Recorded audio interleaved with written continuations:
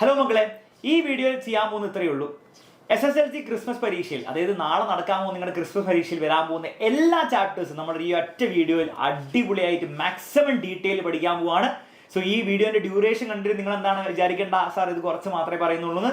Complete കാര്യങ്ങൾ, അതായത് നിങ്ങളുടെ നാളത്തെ പരീക്ഷയിൽ നിങ്ങൾ കാണാൻ പോകുന്ന കംപ്ലീറ്റ് കാര്യങ്ങൾ നമ്മൾ ഈ ഒരു ഒറ്റ വീഡിയോയിൽ നമ്മൾ ഫുൾ റിവൈസ് ചെയ്യുന്നതായിരിക്കും. അപ്പോൾ എല്ലാവരും സ്റ്റാർട്ട് ചെയ്യാൻ റെഡി ആക്കി വെച്ചിട്ട്, ഈ ഷോർട്ട് നോട്ട്സ് എന്ന് പറഞ്ഞാൽ എന്താണ് മക്കളെ, എല്ലാ കാര്യങ്ങളും ചുരുക്കി ആക്കിയ സാധനമല്ല, എല്ലാ കാര്യങ്ങളും അതേപോലെ എന്നാൽ വളരെ ഷോർട്ട് ആയിട്ടുള്ള രീതിയിൽ പ്രസന്റ് ചെയ്തു. ഒന്നും കട്ട് ചെയ്തിട്ടില്ല, എല്ലാ കാര്യങ്ങളും നിങ്ങൾക്ക് ഉണ്ടാവും ഈ ഷോർട്ട് നോട്ട്സിൽ. ഇംഗ്ലീഷ് മീഡിയത്തിലും മലയാളത്തിൽ മീഡിയത്തിലും എല്ലാം ഉണ്ടാവും. കംപ്ലീറ്റ് കാര്യം നമ്മൾ കവർ ചെയ്യുന്ന രീതിയിലായിരിക്കും, പക്ഷേ ഷോർട്ട് ആക്കി, ഓക്കെ, ക്വിക്ക് ആക്കി. റെഡി? അപ്പൊ നമ്മൾ സമയം വേസ്റ്റ് ചെയ്യാതെ എന്ത് ചെയ്യാം, കാര്യത്തിലേക്ക് കടക്കാം. മക്കളെ, ഈ ഷോർട്ട് നോട്ട്സ് ഫ്രീ ആയിട്ട് കിട്ടും. എവിടെ കിട്ടും? ലിങ്കിലുണ്ട്, താഴെ ഡിസ്ക്രിപ്ഷനിൽ എന്താണ് ലിങ്ക് ആയിട്ട് കൊടുത്തിട്ടുണ്ട്. നിങ്ങൾക്ക് എന്താ ഡൗൺലോഡ് ചെയ്യാം, പ്രിന്റ് ചെയ്യണേ പ്രിന്റ് ചെയ്യാം, എന്ത് വേണം ചെയ്തോ, ഫ്രണ്ട്സിനെ കൊടുക്കുക, എന്താ വെച്ചാൽ ചെയ്തോ, ഒരു വിഷയമുള്ള കാര്യമല്ല, പഠിക്കുക, അത്ര മാത്രമേ ചെയ്യാനുള്ളൂ. ക്ലിയർ ആണ്? മലയാളത്തിലും കൊടുത്തിട്ടുണ്ട്. മലയാളത്തിൽ ഒരുപക്ഷെ ഞാൻ എന്താണ് കൂടുതൽ എക്സ്പ്ലനേഷൻ സമയത്ത് ഞാൻ മലയാളത്തിൽ കുറെ സംസാരിക്കില്ല, അല്ലെങ്കിൽ മലയാളത്തിലുള്ള ഈ നോട്ട്സ് ഞാൻ ഉപയോഗിക്കില്ല, കാരണം അല്ലെങ്കിൽ ഡബിൾ സമയമായി ഇപ്പോൾ വീഡിയോ ഓവർ ലെങ്ത് ആയി പോകുന്നുണ്ട്.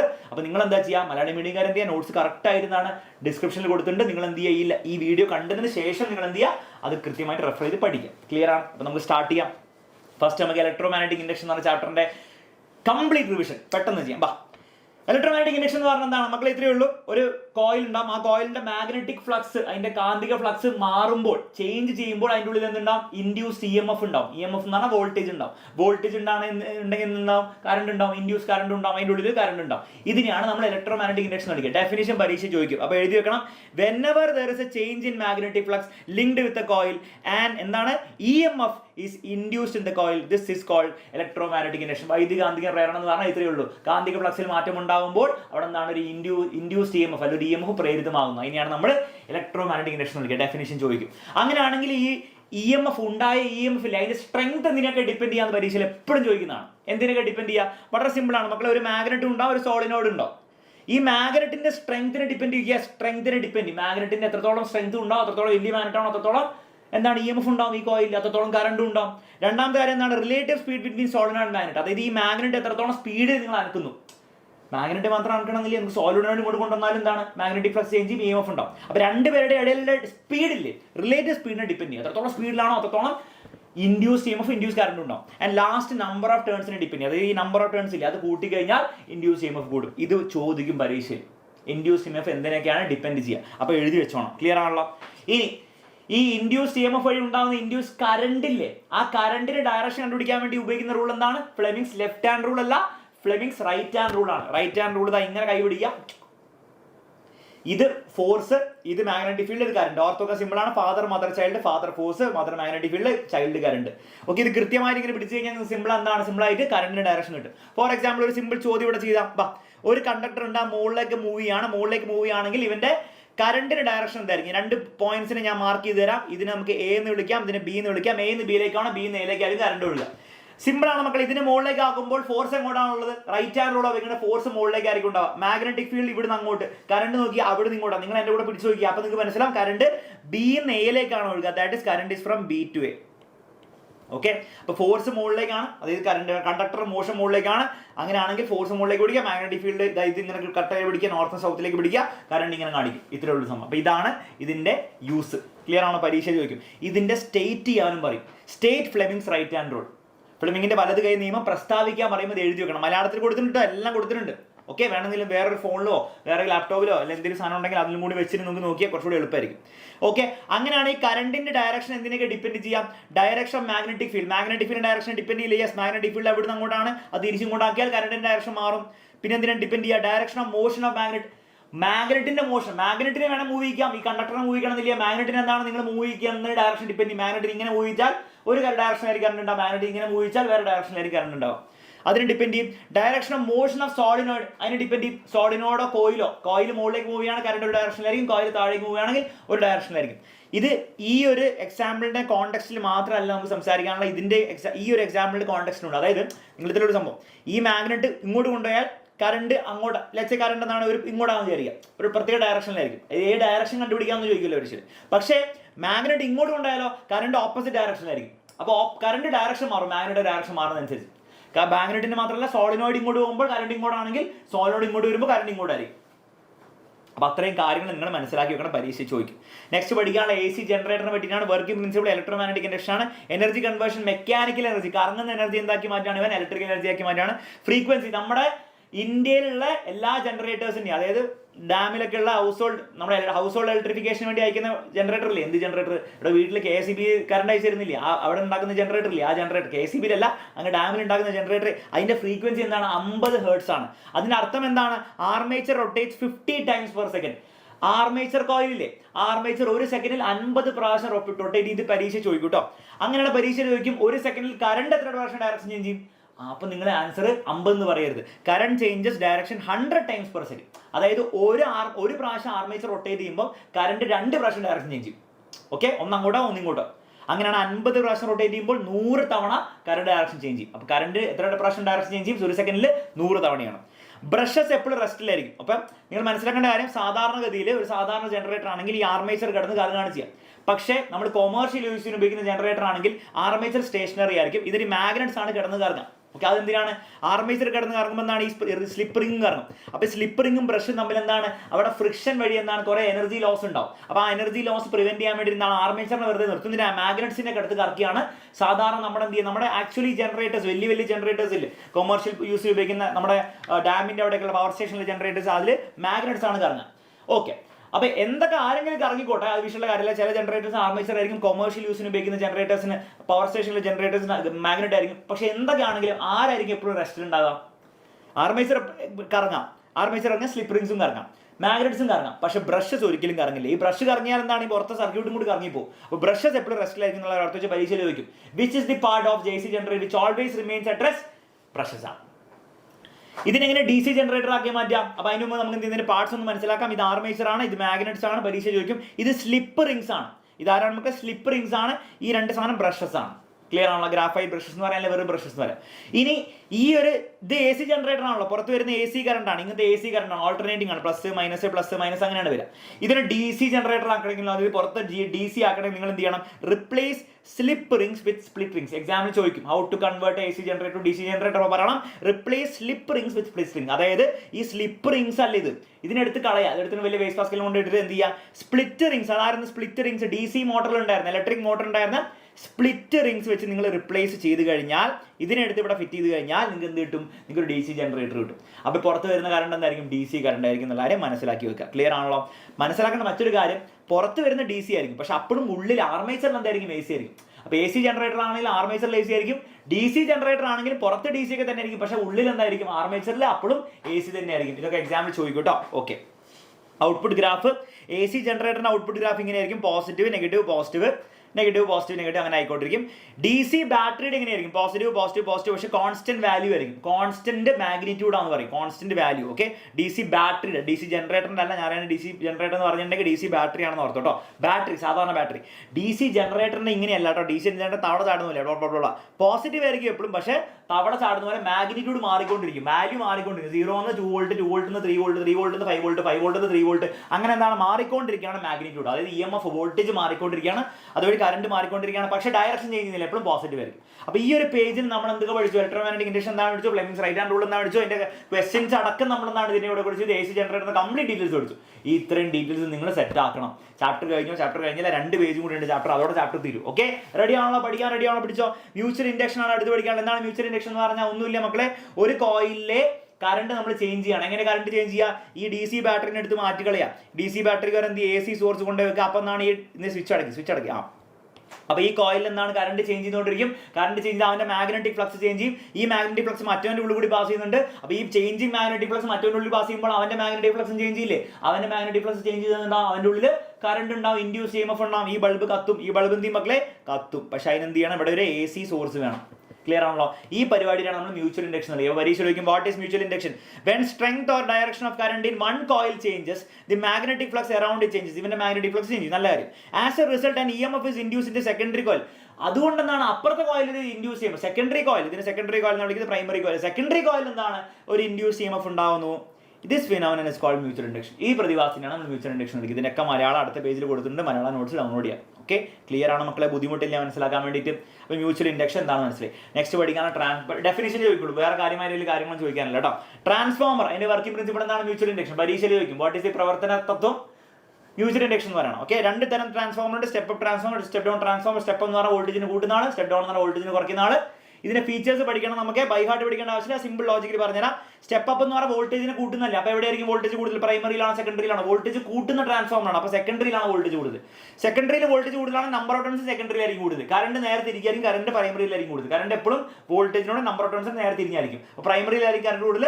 എവിടെയാണോ കറണ്ട് കൂടുതൽ അവിടെയാണ് നമ്മൾ തിക്ക് വയസ് ഉപയോഗിക്കുക. സോ പ്രൈമറിയിലാണ് തിക്ക് വയസ് ഉപയോഗിക്കുക. കഴിഞ്ഞു, തിക്ക് വയസ് ഉപയോഗിക്കുക. എന്തിനാണ് സാർ തിക്ക് വയസ് അവിടെ ഉപയോഗിക്കുന്നത്? കാരണം കറണ്ട് കൂടി സ്ഥലത്തുനിന്നാണ് ഹീറ്റ് കൂടാൻ സാധ്യതയുണ്ട്. അപ്പോൾ നമ്മൾ എന്ത് ചെയ്യും? തിക്ക് വയസ് ഉപയോഗിച്ചാൽ ആ തിക്ക് വയസിന്റെ റെസിസ്റ്റൻസ് കുറവായിരിക്കും. റെസിസ്റ്റൻസ് കുറഞ്ഞാൽ ഹീറ്റ് കുറയും. ഓക്കെ, അപ്പോൾ കറണ്ട് കൂടി സ്ഥലത്ത് നമ്മുടെ റെസിസ്റ്റൻസ് കുറയ്ക്കാൻ വേണ്ടിയിട്ടാണ് തിക്ക് വയസ് ഉപയോഗിക്കുന്നത്. പരീക്ഷ ചോദിച്ചു കഴിഞ്ഞാൽ ഉത്തരം കൊടുക്കണം. ഡൗൺ ട്രാൻസ്ഫോമർ സിമ്പിൾ ആണ്, വോൾട്ടേജ് കുറയ്ക്കുന്ന ട്രാൻസ്ഫോമർ ആണ്. സോ പ്രൈമറിയിൽ വോൾട്ടേജ് കൂടുതൽ, സെക്കൻഡറിയിൽ വോൾട്ടേജ് കുറവായിരിക്കും ഉണ്ടാവും. വോൾട്ടേജിന് കുറയ്ക്കുന്നുണ്ട്. എവിടെയാണോ വോൾട്ടേജ് കൂടുതൽ അവിടെയാണ് നമ്പർ ഓഫ് ടേൺസ് കൂടുതൽ. എവിടെയാണോ ഇവരൊക്കെ കൂടുതൽ അവിടെ ആയിരിക്കും കറണ്ട് കുറവ്. നേരെ ഓപ്പോസിറ്റ് സ്ഥലത്തായിരിക്കും കറണ്ട് കൂടുതൽ. അതായത് വോൾട്ടേജ് നമ്പർ ഓഫ് ടേൺസ് പ്രൈമറിയിലാണ് കൂടുതലും, കറണ്ട് എവിടെയാണ് കൂടുതൽ? സെക്കൻഡറിയിലായിരിക്കും കൂടുതൽ. അപ്പോൾ തിക്ക് വയസ് എവിടെ ഉപയോഗിക്കുക? സെക്കൻഡറിയിലാണ് ഉപയോഗിക്കുക. എവിടെയാണോ കറണ്ട് കൂടുതൽ അവിടെയാണ് നമ്മൾ തിക്ക് വയസ് ഉപയോഗിക്കുക. ഇത് ബൈ ഹാർട്ട് പഠിച്ചു നോക്കേണ്ട ആവശ്യമില്ല, ജസ്റ്റ് ലോജിക് ജസ്റ്റ് മനസ്സിലാക്കി. സ്റ്റെപ്പ് അപ്പ് എന്ന് കേട്ടാൽ ഓർക്കേണ്ടതാണ് വോൾട്ടേജ് സെക്കൻഡറിയിലാണ് കൂടുതൽ. സ്റ്റെപ്പ് ഡൗൺ എന്ന് കേട്ട് കഴിഞ്ഞാൽ എവിടെ എന്താ ഓർക്കേണ്ടത്? വോൾട്ടേജ് പ്രൈമറിയിലായിരിക്കും കൂടുതൽ. കാരണം സ്റ്റെപ്പ് ഡൗൺ അല്ലേ, വോൾട്ടേജ് കുറയ്ക്കുന്ന ആളല്ലേ. ഇത്രയും ഓർത്ത് വെച്ചാൽ പരിപാടി സെറ്റാണ്. ഇനി ട്രാൻസ്ഫോമറിന് ഇക്വേഷൻസ് പഠിക്കണം, പരീക്ഷ ചോദ്യം വരും. VS/VP = NS/NP. ഇതിന്റെ ലോജിക് ഇത്രയുള്ള S വന്ന S വരും, P വന്ന V വരും. അത്രേ ഉള്ളൂ സംഭവം, അത്രേ ഉള്ളൂ, വേറെ ഒന്നും ആലോചിക്കാനില്ല. ഓക്കെ, പവറിന്റെ ഇക്വേഷൻ എന്താണ്? B വോൾട്ടേജ് ഇൻറ്റു കറണ്ട് ആണ്. പ്രൈമറിയിലെ പവർ എത്രയായിരിക്കും? VP/IP ആയിരിക്കും. സെക്കൻഡറിയിലെ പവർ എന്തായിരിക്കും? VS/IS ആയിരിക്കും. രണ്ട് സെയിം ആയിരിക്കും. അതായത് പവർ ഓഫ് എ ട്രാൻസ്ഫോമർ പ്രൈമറിയിലായിക്കോട്ടെ സെക്കൻഡറി ആയിക്കോട്ടെ രണ്ട് സെയിം ആയിരിക്കും. സോ ഇത് വെച്ചിട്ട് ഇങ്ങനെ ഒരു ഇക്വേഷൻ നിങ്ങൾക്ക് ഓർത്ത് വെക്കാം. Power of a transformer in primary 10 what എന്ന് പറഞ്ഞാൽ അതിനർത്ഥം എന്താണ്?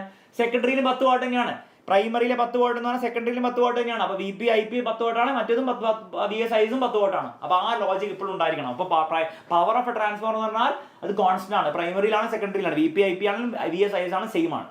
ഓക്കെ, സെൽഫ് ഇൻഡക്ഷൻ എന്ന് പറഞ്ഞാൽ എന്താണ്? ഒന്നുമില്ല. നേരത്തെ എന്താണ്? ഒരു കോയിലിലെ കറണ്ട് ചേഞ്ച് ചെയ്തപ്പോൾ വേറൊരു കോയിലിൽ എന്താണ്? EMF ഉണ്ടായി. അതാണ് മ്യൂച്വൽ ഇൻഡക്ഷൻ. സെൽഫ് ഇൻഡക്ഷൻ എന്ന് പറഞ്ഞാൽ അങ്ങനെയൊന്നുമല്ല. ആലോചിച്ച് നോക്കിയേ, ഒരു സോളിനോയിഡ് ഉണ്ട്. ഈ ബൾബിനെ നിങ്ങൾ അവോയ്ഡ് ചെയ്തേക്ക്. ഒരു സോളിനോയിഡ് ഉണ്ട്. അപ്പോൾ എന്താണ്? ഒരു സോളിനോയിഡ് ഉണ്ട്, ഒരു AC സോഴ്സ് ഉണ്ട്. അപ്പോൾ കറണ്ട് ചേഞ്ച് ചെയ്യും, സോളിനോയിഡിന്റെ കറണ്ട് ചേഞ്ച് ചെയ്തുകൊണ്ടിരിക്കും. അവന്റെ മാഗ്നറ്റിക് ഫ്ലക്സ് ചേഞ്ച് ചെയ്തുകൊണ്ടിരിക്കും.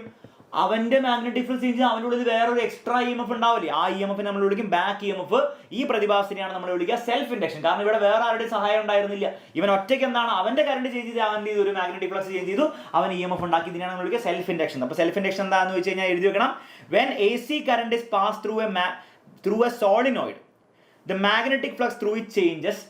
When magnetic flux changes, a back EMF is induced in the solenoid. This is called self-induction. എന്തുകൊണ്ടാണ് ഇതിന് ബാക്ക് EMF എന്ന് വിളിക്കാൻ കാരണം ഈ ഉണ്ടായ EMF ഇല്ലേ, ഉണ്ടായ ഇൻഡ്യൂസ് EMF ഇല്ലേ, അത് നമ്മുടെ AC സോഴ്സിനെ ഒപ്പോസ് ചെയ്യും.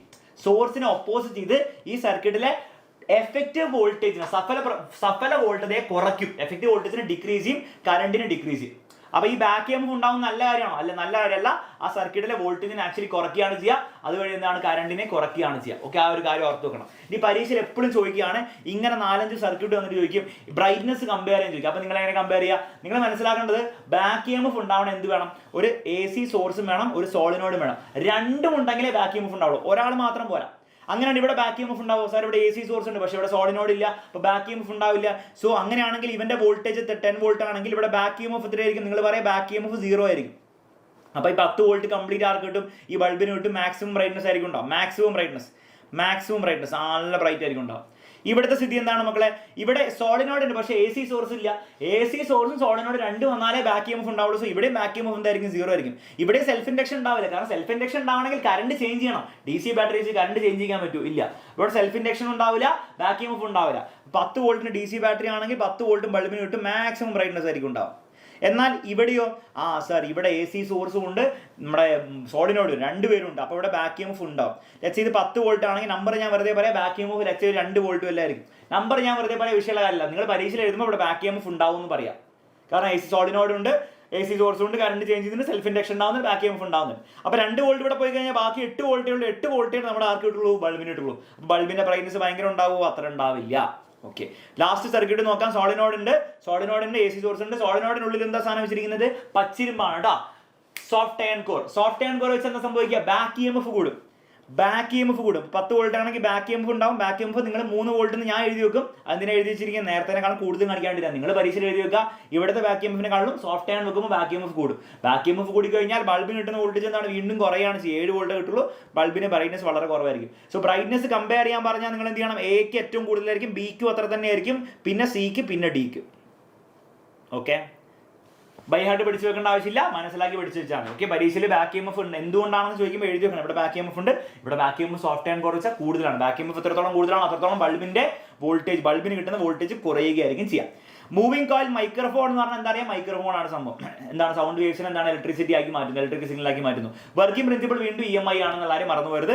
എനർജി കൺവേർഷൻ സൗണ്ട് എനർജിനെ ഇലക്ട്രിക് എനർജി ആക്കി മാറ്റുന്നു. ഈ സൗണ്ട് എനർജിനെ മെക്കാനിക്കൽ എനർജി എന്ന് വിളിക്കാറുണ്ട്. അപ്പോൾ നിങ്ങൾക്ക് സൗണ്ട് എനർജി കോമ അല്ലെങ്കിൽ ബ്രാക്കറ്റിൽ മെക്കാനിക്കൽ എനർജി എഴുതി വെച്ചാൽ തെറ്റില്ല. സൗണ്ട് എനർജിനെ ഇലക്ട്രിക് എനർജി ആക്കി മാറ്റുന്നു. ഇതിന്റെ വർക്കിംഗ് കൂടെ എഴുതി വെച്ചിട്ടുണ്ട്. സംഭവം വളരെ സിമ്പിൾ ആണ്. ഞാൻ വായിച്ചേക്കാം. സംഭവത്തിലുണ്ട് when sound wave reaches the diaphragm vibrates, this in turn vibrates the voice coil. sound waves എന്താണ്? വൈബ്രേഷൻസ് ആണ്. ഡയഫ്രം എത്തുമ്പോൾ ഡയഫ്രം വൈബ്രേറ്റ് ചെയ്യുന്നു. ഡയഫ്രം വൈബ്രേറ്റ് ചെയ്യുമ്പോൾ വോയിസ് കോയിൽ, ചുറ്റി കിടക്കുന്ന സാധനമാണ് വോയിസ് കോയിൽ. ആ വോയിസ് കോയിൽ കിടന്ന് വൈബ്രേറ്റ് ചെയ്യാൻ തുടങ്ങും. The voice coil is kept in A magnetic field. ഈ വോയിസ് കോയിൽ വെച്ചിരിക്കുന്ന എവിടെയാണ്? ഒരു മാഗ്നറ്റിക് ഫീൽഡ് ആണ്. അപ്പോൾ എന്താ സംഭവിക്കുക? The magnetic flux linked with changes and current is induced. മക്കളെ, ഈ വോയിസ് കോയിൽ വൈബ്രേറ്റ് ചെയ്യുമ്പോൾ എന്താണ്? അവന്റെ മാഗ്നറ്റിക് ഫ്ലക്സ് മാറും. ഈ മാഗ്നറ്റിക് ഫീൽഡ് വെച്ചിരിക്കും, മാഗ്നറ്റിക് ഫ്ലക്സ് മാറിക്കൊണ്ടിരിക്കും. മാഗ്നറ്റിക് ഫ്ലക്സ് മാറിക്കൊണ്ടിരുന്നതാണ് അവൻ്റെ ഉള്ളിൽ എന്താണ്? ഇൻഡ്യൂസ് EMF ഉണ്ടാവും, ഇൻഡ്യൂസ് കറന്റ് ഉണ്ടാവും. ആ കറണ്ട് ആണ് പുറത്തേക്ക് ഇലക്ട്രിക് സിഗ്നൽ ആയിട്ട് പോകുന്നത്. ഇത്രയുള്ള സംഭവം. ഓക്കെ, ഇത്രയും മനസ്സിലാക്കി. ഇതിന്റെ പാർട്സ് ഞാൻ പറഞ്ഞില്ല.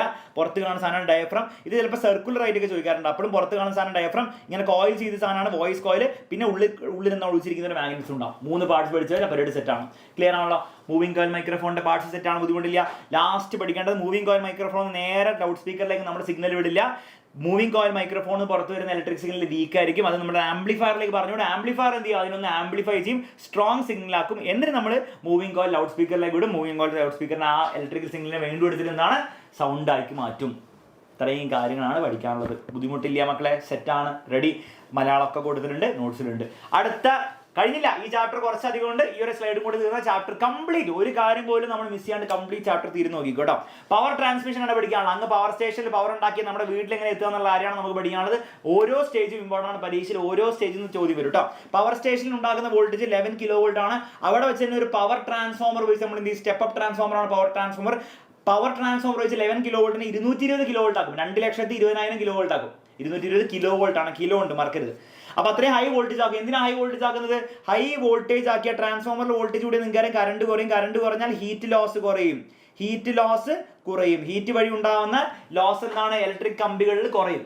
ഈ ഹീറ്റ് വഴി ഉണ്ടാകുന്ന ലോസിനെ ട്രാൻസ്മിഷൻ ലോസ് എന്ന് വിളിക്കുക. അപ്പൊ നമുക്ക് പറയാം ട്രാൻസ്മിഷൻ ലോസ് കുറയും. അപ്പൊ വോൾട്ടേജ് കൂട്ടിയാൽ കറണ്ട് കുറയും, കറണ്ട് കുറഞ്ഞാൽ ട്രാൻസ്മിഷൻ ലോസ് കുറയും. അതിനാണ് ഹൈ വോൾട്ടേജ് നമ്മൾ പവർ പ്രേഷണം നടത്തുന്നത്, ട്രാൻസ്മിഷൻ നടത്തുന്നത്. പക്ഷെ അത് വീട് എത്തുന്നവരെന്താണ്? 220 kV ഇടയ്ക്കിടയ്ക്കായിട്ട് നമ്മൾ അതിന് കുറയ്ക്കും. എവിടെ വെച്ചിട്ടാണ് കുറയ്ക്കുക? സബ്സ്റ്റേഷനിലായിട്ട് നമ്മൾ എന്ത് ചെയ്യും? വോൾട്ടേജിനെ കുറച്ച് കൊണ്ടുവരും. പക്ഷെ എത്ര വാല്യൂസിനാണ് കുറയ്ക്കുക? Depends on substation. അപ്പോൾ അത് പഠിക്കേണ്ട ആവശ്യമില്ല. 111 kV 220 kV പഠിച്ചു വെക്കാം. ഓക്കെ, അങ്ങനെ കുറേ സബ്സ്റ്റേഷനിലൂടെ എന്താണ് വോൾട്ടേജ് കുറഞ്ഞ് വന്ന് എന്ത് ചെയ്യും? നമ്മുടെ ഡിസ്ട്രിബ്യൂഷൻ ട്രാൻസ്ഫോമറിൽ എത്തും. ഡിസ്ട്രിബ്യൂഷൻ ട്രാൻസ്ഫോമറിൽ വീണ്ടും 11 kV എത്തുക. ആദ്യം തുടങ്ങിയ വോൾട്ടേജിൽ തന്നെയാണ് ഡിസ്ട്രിബ്യൂഷൻ ട്രാൻസ്ഫോമറിൽ വീണ്ടും എത്തുക. ഡിസ്ട്രിബ്യൂഷൻ ട്രാൻസ്ഫോമർ ഒരു സ്റ്റെപ്പ് ഡൗൺ ട്രാൻസ്ഫോമർ ആണ്. അത് വീണ്ടും എന്ത് ചെയ്യും? വോൾട്ടേജിനെ കുറച്ചിട്ട് വീട്ടിലേക്ക് 230 വോൾട്ടിലും ഇൻഡസ്ട്രീസിലേക്ക് 400 വോൾട്ടിലും എന്താണ് ഇത് ഡിസ്ട്രിബ്യൂട്ട് ചെയ്ത് കളയും. അതിനാണ് ഡിസ്ട്രിബ്യൂഷൻ ട്രാൻസ്ഫോമർ എന്ന് വിളിക്കുന്നത്. ശ്രദ്ധിക്കേണ്ട കാര്യം, ഈ ഒരു പവർ ട്രാൻസ്മിഷനിൽ ഒരൊറ്റ ആൾ മാത്രമേ ഉള്ളൂ എന്ത്? Step up transformer. അങ്ങ് ഉണ്ടായ പവർ സ്റ്റേഷൻ ഉണ്ടാകുന്നത് പവർ സ്റ്റേഷനിൽ ഉണ്ടായ പവർ ട്രാൻസ്ഫോമർ മാത്രമേ ഉള്ളൂ സ്റ്റെപ്പ് അപ്പ്. ബാക്കിയുള്ള എല്ലാ സബ്സ്റ്റേഷൻ ട്രാൻസ്ഫോമറും അതുപോലെ ഡിസ്ട്രിബ്യൂഷൻ ട്രാൻസ്ഫോമറും ഒക്കെ സ്റ്റെപ്പ് ഡൗൺ ട്രാൻസ്ഫോമർ ആണ്. വോൾട്ടേജിനെ കുറയ്ക്കുന്ന ട്രാൻസ്ഫോമർ ആണെന്നാലും മറന്നു പോകരുത്. ഓൾസോ ഡിസ്ട്രിബ്യൂഷൻ ട്രാൻസ്ഫോമർ എന്ന വീട്ടിലേക്ക് വരുന്ന 2 വയർസ് ആണ്. ഒരു ഫേസ് വയറും ഒരു ന്യൂട്രൽ വയറും. ന്യൂട്രൽ വയറിന്റെ കളർ ശരിക്കും ബ്ലാക്ക് ആണ്, പക്ഷേ ബാക്ക്ഗ്രൗണ്ട് ബ്ലാക്ക് ആയതുകൊണ്ടാണ് ഞാൻ ബ്ലാക്ക് കൊടുക്കാത്തത്, വൈറ്റ് ആയിട്ട് കൊടുക്കുന്നത്. ഒരു ഫേസ് വയറും ഒരു ന്യൂട്രൽ വയറാണ് വീട്ടിലേക്ക് വരാൻ പോകുന്നത്. രണ്ടുപേരുടെ ഇടയിലുള്ള പൊട്ടൻഷ്യൽ ഡിഫറൻസ് 230 വോൾട്ട് ആണ്. അതുകൊണ്ട് നമ്മുടെ വീട്ടിൽ നിന്നാണ് 230 വോൾട്ട് AC ആണ് കിട്ടാൻ പോകുന്നത്. AC കറണ്ടാണ് വീട്ടിൽ കിട്ടുക കേട്ടോ, മറക്കരുത്. ഓൾസോ ഇൻഡസ്ട്രീസിലേക്ക് പോകുന്ന 2 ഫേസ് വയർ ആണ് മക്കളെ. 2 ഫേസ് വയർ പോകും. 2 ഫേസ് വയർ തമ്മിലുള്ള പൊട്ടൻഷ്യൽ വ്യത്യാസത്തിലാണ് 400 വോൾട്ട് ആണുള്ളത്. സോ ഇൻഡസ്ട്രിയിൽ എത്ര കിട്ടും? 400 വോൾട്ട് കിട്ടുന്നുള്ള കാര്യം മനസ്സിലാക്കുക. ഈ ഡിസ്ട്രിബ്യൂഷൻ ട്രാൻസ്ഫോമർ എർത്ത് വയർ വരുന്നില്ല. 2 വയർസേ വരുള്ളൂ. ഫ്യൂസ് വയർ അല്ല, ഫേസ് വയറോ ന്യൂട്രൽ വയറോ അല്ലാണ്ട് എന്ത് വരുന്നില്ല മക്കളെ? എർത്ത് വയർ വരുന്നില്ല. എർത്ത് വയർ നമ്മുടെ വീട്ടിൽ നിന്ന് കുഴിയിലേക്ക്, ഗ്രൗണ്ടിലേക്ക്, എർത്തിലേക്ക് കുഴിക്കുന്ന വയറാണ്. അത് KCB എന്ന് പറയുന്ന ഡിസ്ട്രിബ്യൂഷൻ ട്രാൻസ്ഫോമർ വരുന്ന വയർ അല്ല എന്നുള്ള കാര്യം മനസ്സിലാക്കുക. KCB എന്ന് വരുന്ന വയർ ഒരു ഫേസ് വയർ ന്യൂട്രൽ വയർ ആണെന്നുള്ള കാര്യം നിങ്ങൾ മനസ്സിലാക്കി വെക്കുക. സെറ്റാണല്ലോ? വരുന്ന കറണ്ട് എന്താണ്? AC ആണ്. വീട്ടിൽ അപ്പോൾ സാർ ചില DC ഡിവൈസസ് ഉണ്ടാവില്ല. നമ്മുടെ ഫോണിന്റെ സാറിന് DC ആണ്. അപ്പോൾ അത് AC എങ്ങനെ DC ആക്കുക? അതിനുപയോഗിക്കുന്ന ഡിവൈസ് ആണ് മക്കളെ ട്രാൻസ്ഫോമർ അല്ല, റെക്ടിഫയർ ആണ്. ഓക്കെ, റെക്ടിഫയർ എന്ത് ചെയ്യും? AC നെ DC ആക്കി മാറ്റും. ഓക്കെ, ഇത്രയും കാര്യങ്ങൾ ഓർത്തോക്കണം. അത് നമ്മുടെ നോട്ട്സിൽ ഇൻക്ലൂഡ് ചെയ്തില്ല, പക്ഷേ അത് ചോദ്യം വന്നു കഴിഞ്ഞാൽ നിങ്ങൾക്ക് ഉത്തരം എഴുതി വെക്കാൻ സാധിക്കുമല്ലോ, ബുദ്ധിമുട്ടില്ല. ശരി, ഓക്കെ. ഹൗസ് ഹോൾഡ് ഇലക്ട്രിഫിക്കേഷൻ പെട്ടെന്ന് പഠിക്കാം മക്കളെ. വീട്ടിലേക്ക് വരുന്ന ഒരു ഫേസ് വയറും ഒരു ന്യൂട്രൽ വയറാണ്. ഫേസ് വയറിനെ ലൈവ് വയർ എന്ന് വിളിക്കാറുണ്ട്. രണ്ടും വന്നിട്ട് ആദ്യം മീറ്റ് ചെയ്യാൻ പോകുന്ന ഡിവൈസ് എന്താണ് മക്കളെ? വാട്ട് അവർ മീറ്റർ ആണ്. വാട്ട് അവർ മീറ്റർ എന്ന് പറഞ്ഞാൽ നമ്മുടെ വീട്ടിലെ എനർജി കൺസംഷൻ മെഷർ ചെയ്യുന്ന ഡിവൈസ് ആണ്. ഊർജ്ജം എത്രത്തോളം ഉപയോഗിക്കുന്നുള്ള അളക്കുന്ന ഡിവൈസ് ആണ് വാട്ട് അവർ മീറ്റർ. അതാണ് ഫസ്റ്റ് മീറ്റ് ചെയ്യാൻ പോകുന്ന ഡിവൈസ്. പരീക്ഷ ചോദിക്കും. അതിനുശേഷം മെയിൻ ഫ്യൂസ് ഉണ്ടാകും. മെയിൻ ഫ്യൂസിലേക്ക് പക്ഷേ ആര് മാത്രമേ പോകുന്നുള്ളൂ? ഫേസ് വയർ മാത്രമേ പോകുന്നുള്ളൂ. ന്യൂട്രൽ വയർ കണക്ഷൻ പോകുന്നില്ല. അതിനുശേഷം മെയിൻ സ്വിച്ച് ഉണ്ടാവും. മെയിൻ സ്വിച്ച് ഓൺ ആക്കിയാൽ വീട്ടിൽ കറണ്ട് കിട്ടും. മെയിൻ സ്വിച്ച് ഓഫ് ആക്കിയാൽ വീട്ടിൽ കറണ്ട് ഉണ്ടാവില്ല എന്നുള്ളവരെ മനസ്സിലാക്കി വെക്കുക. ഈ ഒരു ബേസിക് കാര്യം പഠിച്ചു വെച്ചോ, പരീക്ഷ ചോദ്യം വരും. വീട്ടില് എത്ര എനർജി കൺസ്യൂം ചെയ്തു കണ്ടുപിടിക്കാനുള്ള ഇക്വേഷൻ ആണെന്ന് മക്കളെ. പവർ വാട്ട്സിൽ ഇടുക, ടൈം അവറിൽ ഇടുക, 1000 കൊണ്ട് ഡിവൈഡ് ചെയ്താൽ നിങ്ങൾക്ക് എന്താണ് എനർജി കിട്ടും. എനർജി കിട്ടുന്ന ഏത് യൂണിറ്റിലായിരിക്കും? കിലോ വാട്ട് അവറിലായിരിക്കും. കിലോ വാട്ട് അവറിന്റെ വേറൊരു പേരാണ് യൂണിറ്റ്. അപ്പൊ നിങ്ങൾക്ക് അവസാനം ആൻസർ കിട്ടാൻ പോകുന്ന 5 ആണെങ്കിൽ 5 കിലോ വാട്ട് അവർ അഥവാ 5 യൂണിറ്റ്സ് എന്നാണ് നിങ്ങൾ പറയേണ്ടത്. ഓക്കെ, പക്ഷേ 1000 കൊണ്ടൊക്കെ ഡിവൈഡ് ചെയ്യണം. ടൈം സെക്കൻഡ്സിലേക്ക് മാറ്റേണ്ട ആവശ്യമില്ല, അവറിൽ തന്നെ വെക്കുക. പരീക്ഷ ചോദ്യങ്ങൾ വരും. ചോദ്യങ്ങൾ എന്താണ് വൈകുന്നേരം ഇടയ്ക്ക് വന്നു കഴിഞ്ഞാൽ പഠിപ്പിച്ചു തരാം. Okay, ready.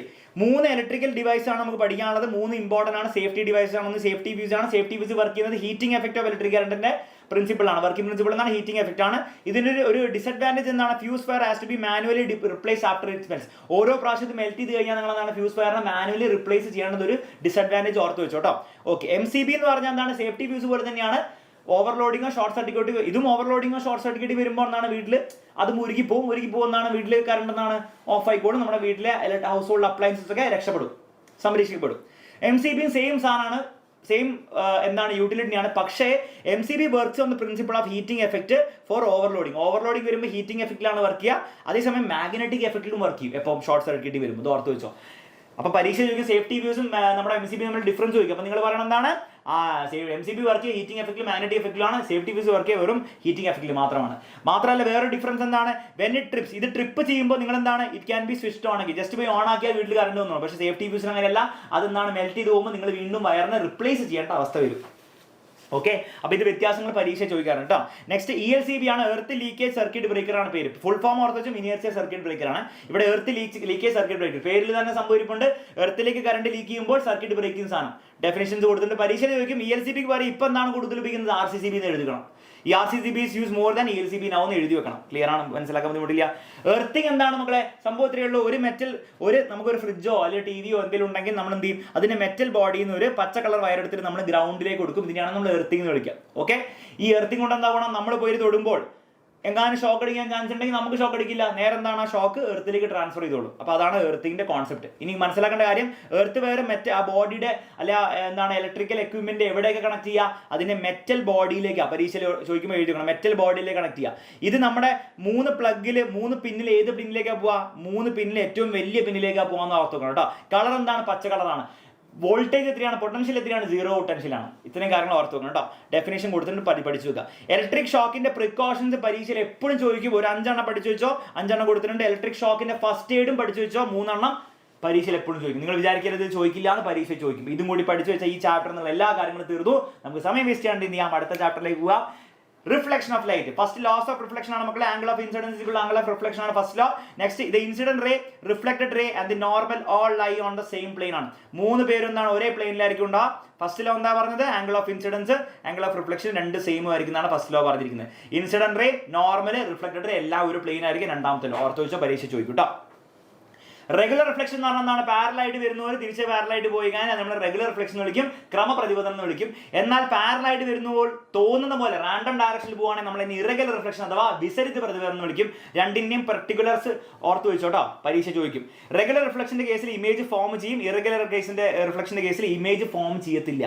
ക്ലിയർ ആണല്ലോ? കാരണം ഇത് റഫ് സർഫസ് ആണ്, ഇത് സ്മൂത്ത് സർഫസ് ആണ്. ഇതിന്റെ എക്സാമ്പിൾ എന്താണ്? മിററാണ്. മിറർ, പിന്നെ ഫോണിന്റെ സ്ക്രീൻ, വിൻഡോസ് ഒക്കെ ചെറിയ ഇമേജ് കാണാൻ പറ്റുന്ന സാധനങ്ങളൊക്കെയാണ് റെഗുലർ റിഫ്ലക്ഷൻ.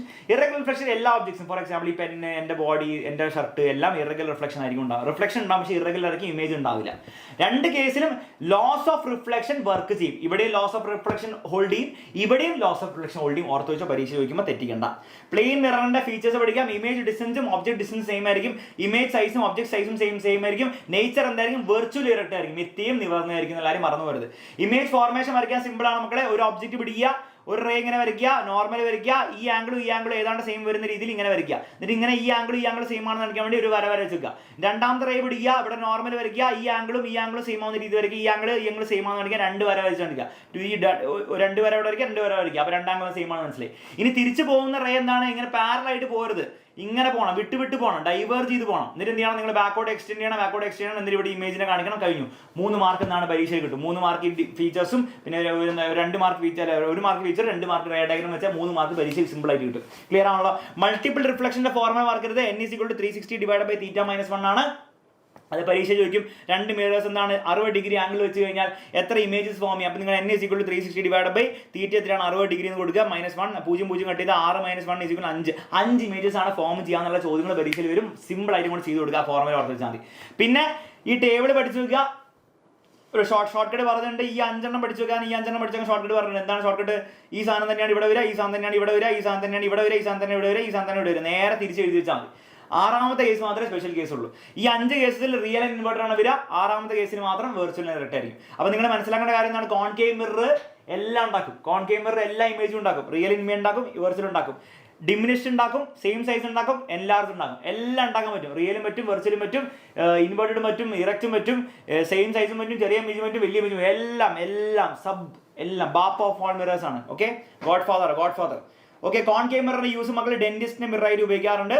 പിന്നെന്താണ്? ഷേവിംഗ് മിററായിട്ട് ഉപയോഗിക്കാറുണ്ട്. രണ്ടും ഓർത്ത് വെച്ചോ. ഓക്കെ, കോൺവെക്സ് മിറർ ഇതൊന്നും പറ്റില്ല. കോൺവെക്സ് മിററിന് എപ്പോഴും ഡിമിനിഷ്ഡ് മാത്രമേ പറ്റുള്ളൂ, വെർച്വൽ ഇൻഡയറക്റ്റ് മാത്രമേ പറ്റില്ല. റിയൽ ഇമേജ് പറ്റില്ല. അപ്പോൾ റിയൽ ഇമേജ് പറ്റുന്ന ഒരൊറ്റ മിററേ ഉള്ളൂ. ആരാണ്? Concave mirror. കാരണം പ്ലെയിൻ മിററിന് റിയൽ ഇമേജ് പറ്റില്ല, വെർച്വലേ പറ്റുള്ളൂ. കോൺവെക്സ് മിററിനും അത് നടക്കില്ല. അപ്പോൾ ആർക്ക് മാത്രമേ റിയൽ ഇമേജ് പറ്റുള്ളൂ? നമ്മുടെ കോൺകേവ് മിററിന് മാത്രമേ പറ്റുള്ളൂ എന്നുള്ള കാര്യം ഓർത്തുക. എൻലാർജ് ഇമേജ് ആർക്കേ പറ്റുള്ളൂ? ഇവന് മാത്രമേ പറ്റുള്ളൂ. പ്ലെയിൻ മിററിന് എന്താണ്? സെയിം സൈസ് തരാൻ പറ്റുള്ളൂ, ഇവന് സ്മോൾ സൈസ് തരാൻ പറ്റുള്ളൂ. സോ ഇവന് മാത്രമേ എൻലാർജ് തരാൻ പറ്റുള്ളൂ. ഇതൊക്കെ ഓർത്ത് വെച്ചാൽ പരീക്ഷയിൽ 1 മാർക്ക് ചോദ്യങ്ങളാണ് വരാൻ പോകുന്നത് കേട്ടോ. ഈ 2 വേണം ബൈ ഹാർട്ട് പഠിച്ചോ. പരീക്ഷ ചോദിക്കാറില്ല, പക്ഷേ ചോദിച്ചു കഴിഞ്ഞാൽ എഴുതി വെക്കാൻ പറ്റണം. Mirror formula 1/f = 1/v + 1/u. ഇതിന്റെ ഷോർട്ട് കട്ട് ഫോർമുല എന്താണ്? f = uv / u + v ആണ്. Okay, magnification formula, magnification definition പരീക്ഷ ചോദിക്കുക. അപ്പോൾ പറയണം ratio of height of image to height of object എന്ന് പറയണം. It is also equal to, ഇവിടെ ഈക്വൽ ടു സൈൻ മിസ്സിംഗ് ആണ്, ഈക്വൽ ടു -v/u എന്ന് കൂടി എഴുതി വെക്കണം. -v/u. v എന്ന് പറഞ്ഞാൽ ഇമേജ് ഡിസ്റ്റൻസ്, u എന്ന് പറഞ്ഞാൽ ഒബ്ജക്ട് ഡിസ്റ്റൻസ്. ഇത്രയും കാര്യങ്ങൾ പഠിച്ചു വെച്ചാൽ ഈ ചാപ്റ്ററിൽ എല്ലാ കാര്യങ്ങളും സെറ്റാണ്. ക്ലിയർ ആണ് മക്കളെ? ലാസ്റ്റ് ചാപ്റ്ററിലേക്ക് പോവാം. മലയാളത്തിൽ നോട്ട്സ് കൊടുത്തിട്ടുണ്ടോ? എല്ലാ ഡീറ്റെയിലും കൊടുത്തിട്ടുണ്ട്. Last chapter refraction of light. അപ്പോൾ മക്കളെ ലോസ് ഓഫ് റിഫ്രാക്ഷൻ എന്താണ്? ഫസ്റ്റ് റിഫ്രാക്ഷൻ ലോ ആണ് സ്നെൽസ് ലോ. ഇതിനെ വിളിക്കുന്ന പേരാണ് സ്നെൽസ് ലോ. സ്നെല്ലിന്റെ നിയമം എന്താ പറയുന്നത്? Sine of angle of incidence, sine of angle of refraction is a constant. Ratio of sine of angle of incidence to sine of angle of refraction is a constant. പതനകോണിന്റെ sine വിലയും അപവർത്തന കോണിന്റെ sign വിലയും അടങ്ങുന്ന അതിന്റെ അനുപാതത വില അഥവാ ratio is a constant, ഒരു സ്ഥിര സംഖ്യയായിരിക്കും. എഴുതി വെക്കണം വൃത്തിക്ക് കേട്ടോ. രണ്ടാമത്തെ ലോ സിമ്പിൾ ആണ്. Incident ray, refracted ray and normal all line the same plane. Reflected അല്ല റിഫ്രാക്റ്റഡ് ആണെന്നുള്ള കാര്യം മനസ്സിലാക്കാൻ മറന്നു പോകരുത്. ബെൻഡിങ്ങിന്റെ റൂൾ പഠിച്ചു വെക്കണം. റിഫ്രാക്റ്റീവ് ഇൻഡെക്സ് കൂടിയ മാധ്യമത്തിൽ നിന്ന് കുറഞ്ഞ മാധ്യമത്തിൽ ലൈറ്റ് വരുമ്പോൾ എന്താണ്? ലൈറ്റ് നേരെ പോകേണ്ട ലൈറ്റ് എവേ ഫ്രം നോർമൽ പോകും. കാരണം ഇവന് മസിൽ ഇല്ലല്ലോ, റിഫ്രാക്റ്റീവ് ഇൻഡെക്സ് കുറവല്ലേ, മസിലില്ല. മസിലിൽ എന്ത് ചെയ്യും? അവന് നോർമലിലേക്ക് പിടിച്ച് വലിക്കാൻ പറ്റില്ല. അതെന്നാണ് എവേ ഫ്രം നോർമൽ പോകേണ്ടി വരും. അങ്ങനെയാണ് റിഫ്രാക്റ്റീവ് ഇൻഡെക്സ് കുറഞ്ഞ മാധ്യമം നിന്ന് കൂടിയ മാധ്യമത്തിൽ വരുമ്പോഴോ നേരെ പോകേണ്ടവൻ എന്താണ്? നോർമലിന് അടുത്തേക്ക് വരും. കാരണം ഇവൻ എന്താണ്? മസിൽ കൂടുതലാണ്, അപ്പം നോർമലിലേക്ക് പിടിച്ച് വലിക്കും. സോ ബെൻസ് ടുവേർഡ്സ് നോർമൽ, ഇത് എവേ ഫ്രം നോർമൽ. ലംബത്തിനോട് അടുക്കുന്നു, ഇത് ലംബത്തിൽ നിന്ന് അകലുന്നു. ഓക്കെ, ഓർത്ത് വെക്കണം. മസിൽ കൂടിയ ലംബത്തിനോട് അടുപ്പിക്കും. ഓക്കെ, ക്ലിയർ ആണല്ലോ? സ്പീഡിന്റെ ഫോർമുല ഓർത്ത് വെച്ചാൽ മക്കളെ n = c/v ആണ്. മറ്റൊരു കാര്യം ഓർത്ത് വെച്ചാൽ as refractive index increases, refractive index എത്രത്തോളം കൂടുതലാണോ speed of light in that medium decreases. എത്രത്തോളം മസിൽ ഉണ്ടോ അത്രത്തോളം ലൈറ്റിന്റെ സ്പീഡ് ആ മാധ്യമത്തിൽ കുറവായിരിക്കും എന്നുള്ള ഓർത്തുക. ഓൾസോ എത്രത്തോളം മസിൽ ഉണ്ടോ അത്രത്തോളം നോർമലിലേക്ക് ബെൻഡ് ചെയ്യും, അത്രത്തോളം റിഫ്രാക്ഷൻ സംഭവിക്കും. റിഫ്രാക്ഷൻ അത്രത്തോളം കൂടുതലായിരിക്കും എന്നുള്ള കാര്യം മറന്നു പോകണ്ട. n = c/v ആണ് ഫോർമുല. c എന്ന് പറഞ്ഞാൽ അതിന്റെ വാല്യൂ എത്രയാണ് മക്കളെ? 3 × 10⁸ ആണ്. Speed of light in vacuum ആണ് കേട്ടോ. പഠിച്ചു വെച്ചു. Speed of light in vacuum അഥവാ എയർ എത്രയാണ്? 3 × 10⁸ ആണ്. ഈ v എന്ന് പറയുന്നതാണ് ഇപ്പോൾ ഗ്ലാസ്സിലെയാണ്, ഗ്ലാസ്സിലെ ലൈറ്റിന്റെ സ്പീഡ്. n എന്ന് പറഞ്ഞാൽ ഗ്ലാസിന്റെയാണ്, ഗ്ലാസിന്റെ റിഫ്രാക്റ്റീവ് ഇൻഡെക്സ്. അപ്പോൾ റിഫ്രാക്റ്റീവ് ഇൻഡെക്സ് കണ്ടുപിടിക്കാനോ അല്ലെ ആ മീഡിയത്തിലെ ലൈറ്റ് ഗ്ലാസ്സിലെയോ അല്ലെ വാട്ടറിലെയോ ലൈറ്റ് സ്പീഡ് കണ്ടുപിടിക്കാൻ പറഞ്ഞാൽ ഈ ഫോർമുലയാണ് ഉപയോഗിക്കേണ്ടത്. ഇതിന് വേറെ മറ്റൊരു ഫോർമുല ഉണ്ട്. രണ്ട് മാധ്യമത്തിന്റെ കമ്പയർ ചെയ്യാൻ പറഞ്ഞു കഴിഞ്ഞാൽ നിങ്ങൾ എങ്ങനെ കമ്പയർ ചെയ്യണം? ആദ്യത്തവന്റെ രണ്ടാമത്തവന്റെ n2 / ആദ്യത്തവന്റെ n1 = v1/v2. ഫസ്റ്റ് മീഡിയത്തിന്റെ ലൈറ്റ് സ്പീഡ് / രണ്ടാമത്തെ മീഡിയത്തിന്റെ ലൈറ്റ് സ്പീഡ്. ഓർത്ത് വെച്ചോ. ക്രിട്ടിക്കൽ ആംഗിൾ എന്ന് പറഞ്ഞാൽ എന്താണ്? ലൈറ്റ് ഒരു പ്രത്യേക ആംഗിൾ ഓഫ് ഇൻസിഡൻസിൽ പറപ്പിച്ചു വിട്ടാൽ ഇടയിൽ കൂടെ ലൈറ്റ് പോകും. അതായത് ആംഗിൾ ഓഫ് റിഫ്രാക്ഷൻ 90 ഡിഗ്രി വരും. ഈ സന്ദർഭത്തിൽ ആംഗിൾ ഓഫ് ഇൻസിഡൻസിനാണ് ക്രിട്ടിക്കൽ ആംഗിൾ എന്ന് വിളിക്കുക. When angle of refraction is 90 degree, the angle of incidents will be critical angle. 90 degree angle of refraction വരുന്ന സന്ദർഭത്തിൽ ആംഗിൾ ഓഫ് ഇൻസിഡൻസ് പതിന കോണിനെയാണ് നമ്മൾ ക്രിട്ടിക്കൽ കോൺ എന്ന് വിളിക്കുക. ഓർത്ത് വെച്ചോ. ഇത് എപ്പോഴേ വർക്ക് ചെയ്യുള്ളൂ? Higher optical density medium to lower optical density മീഡിയത്തിൽ ലൈറ്റ് പോകുമ്പോൾ ഇത് വർക്ക് ചെയ്യുള്ളൂ എന്ന് ഓർത്ത് വെക്കണം. ടോട്ടൽ ഇന്റർ റിഫ്ലക്ഷൻ എന്ന് പറഞ്ഞാൽ ഇത്രയുള്ള സംഭവം, പൂർണ്ണാന്തര പ്രതിപതനം എന്ന് പറഞ്ഞാൽ ഇത്രയുള്ള സംഭവം. Angle of incidence India critical ആംഗിളിനേക്കാളും കൂട്ടുക, നേരത്തെ കണ്ട ആംഗിളിനേക്കാളും കൂട്ടുക, അപ്പം എന്ന് സംഭവിക്കുക ലൈറ്റ് തിരിച്ച് അതേ മാധ്യമത്തിലേക്ക് വരും. അപ്പം ആംഗിൾ ഓഫ് ഇൻസിഡൻസ് ക്രിട്ടിക്കൽ ആംഗിളാണ് കൂട്ടിയ ലൈറ്റ് എന്താണ് റിഫ്രാക്ഷൻ സംഭവിക്കില്ല, അപ്പുറത്തേക്ക് കടക്കില്ല, അപ്പുറത്തേക്ക് ലൈറ്റ് കടക്കാതെ ലൈറ്റിന്റെയും തിരിച്ച് മൊത്തത്തിൽ ഇങ്ങോട്ട് വരും. ഇതിനാണ് ടോട്ടൽ ഇന്റർ റിഫ്ലക്ഷൻ വിളിക്കുക. ഡെഫിനിഷൻ ഇവിടെ കൊടുത്തിട്ടുണ്ട്. If angle of incidence is greater than critical angle light will get totally reflected back to the same medium. This is called total internal reflection അഥവാ TIR എന്ന് വിളിക്കാറുണ്ട്. ലെൻസ് രണ്ട് തരമുള്ള convex ഉണ്ട്, concave ഉണ്ട്. കോൺവെക്സിന്റെ shaping ആണ് മക്കളെ. കോൺകേവ് ഇങ്ങനെ ഓർത്ത് ഒരു കേവ് പോലെ ഉണ്ടാവും, നോക്കുമ്പോൾ എന്താണ് ഒരു കേവ് പോലെ, ഗുഹയിൽ പെട്ട പോലെ ഇല്ലേ, അപ്പുറത്ത് നോക്കുമ്പോൾ ഗുഹയിൽ പെട്ട പോലെ ഉണ്ടാവും. ഗുഹയിൽ പെട്ട പോലെയാണ് കോൺകേവ് ആണ്, ഇത് കോൺവെക്സ് ആണ്. ഗുഹയിൽ പെട്ട പോലെ തോന്നാതെ ഇരിക്കുകയാണെങ്കിൽ. കോൺവെക്സ് മിറർ ആണെങ്കിൽ ലെൻസ് ആണെങ്കിൽ ഫോക്കൽ ലെങ്ത് പോസിറ്റീവ് ആയിരിക്കും. കോൺകേവ് ലെൻസ് ആണെങ്കിൽ മിറർ ആണെങ്കിലും ഫോക്കൽ ലെങ്ത് നെഗറ്റീവ് ആയിരിക്കും. ഓർത്തോക്കാൻ ട്രിക്ക് പറഞ്ഞിട്ടുണ്ട്. കോൺകേവ്, കേവ് എന്ന് പറഞ്ഞാൽ ഗുഹ, ഗുഹ എന്ന് പറഞ്ഞാൽ ഡാർക്ക്, ഡാർക്ക് എന്ന് പറഞ്ഞാൽ നെഗറ്റീവ് വൈബ്, നെഗറ്റീവ് വൈബ് എന്ന് പറഞ്ഞാൽ ഫോക്കൽ ലെങ്ത് നെഗറ്റീവ് ആണ്. ക്ലിയർ ആണ്, മനസ്സിലാക്കാൻ ബുദ്ധിമുട്ടില്ല. ഈ ചാപ്റ്റർ ലാസ്റ്റ് സ്ലൈഡ്, അതോടെ നമ്മുടെ കംപ്ലീറ്റ് റിവിഷൻ എന്താണ് നമ്മൾ തീരാൻ പോവാണ്. ഇനി ക്വസ്റ്റ്യൻ ചെയ്യേണ്ട പണി മാത്രമേ നിങ്ങൾക്ക് ബാക്കി ഉണ്ടാവുള്ളൂ. വൈകുന്നേരം 7:30 കയറി വരാം. ഇമേജ് ഫോർമേഷൻ നേരത്തെ കണ്ടതുപോലെ തന്നെയാണ്, സെയിം ട്രിക്ക് ഉപയോഗിക്കുക. അവിടെ കോൺവെക്സ് ലെൻസിന്റെ കേസിൽ നോക്കി നേരെ ഇതേ സാധനം ഇങ്ങോട്ട് എഴുതി വെക്കുക തിരിഞ്ഞിട്ട്. ഓക്കെ, ഇൻഫിനിറ്റി ഇവിടെ ഇൻഫിനിറ്റി, ഈ സാധനം ഇവിടെ, ഈ സാധനം ഇവിടെ, അങ്ങനെ എഴുതുക. ബൈ ഹാർട്ട് പഠിക്കേണ്ട ആവശ്യമില്ല, പക്ഷേ ഇതിന്റെ റേ ഡയഗ്രം വരയ്ക്കാൻ പഠിക്കണം. ഓക്കെ, അത് നമ്മുടെ ക്ലാസ്സിൽ വൈകുന്നേരം പഠിപ്പിക്കുന്നതായിരിക്കും. മറന്നുപോയെങ്കിൽ കയറി വന്നാൽ മതി, പഠിക്കണ്ട. ഓക്കെ, അപ്പോൾ കോൺകേവ് മിററിന്റെ സെയിം ആണ് ഇവിടെ കൊടുത്തിരിക്കേണ്ടത്. 5 എണ്ണം ഇങ്ങനെ, 6ാമത്തെ ഇങ്ങനെ. അത് ജസ്റ്റ് നോക്കി വെച്ചാൽ മതി. കുറേ ചോദ്യങ്ങൾ ഇവിടുന്ന് വരാറില്ല, പക്ഷെ വരയ്ക്കാൻ ചോദിക്കാറുണ്ട്. കാർട്ടീഷ്യൻ സൈൻ കൺവെൻഷൻ ഒക്കെ നിങ്ങൾക്ക് അറിയാം. ഇതെന്താണ് ഒപ്റ്റിക് സെന്റർ ആണ്. ഒപ്റ്റിക് സെന്റർ ഓവേഴ്സ് അല്ല, P വെച്ച് കാണിക്കുക.